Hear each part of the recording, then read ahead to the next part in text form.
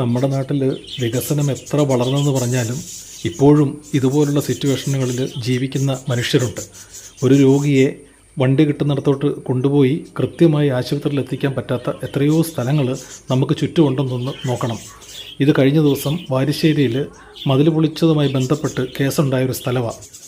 പത്രങ്ങളിലൊക്കെ നമ്മളൊക്കെ വായിച്ചു കാണും. അത് ഈ വഴിയുമായിട്ട് ബന്ധപ്പെട്ടാണ് ഇങ്ങനെ കേസുകളുണ്ടായത്.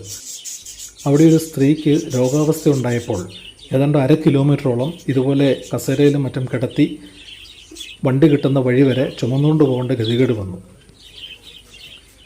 ഇതൊക്കെ വികസനത്തിൻ്റെ ഭാഗത്ത് പെടുത്താൻ പറ്റുമോ എന്ന് നമുക്കറിയില്ല. ഇതുപോലുള്ള കാര്യങ്ങളുമൊക്കെ നമ്മുടെ ഗവൺമെൻറ്റുകൾ, നമ്മുടെ ഭരണാധികാരികൾ ഒന്ന് ശ്രദ്ധിക്കണമെന്നൊരു അപേക്ഷയുണ്ട്. കുറച്ച് സമയം കഴിഞ്ഞ് അവർ മരണപ്പെടുകയും ഇതേ വഴിയിലൂടെ തന്നെ അവരുടെ മൃതദേഹം കൊണ്ടുവരികയും ചെയ്തു. അതാണ് സംഭവിച്ചത്.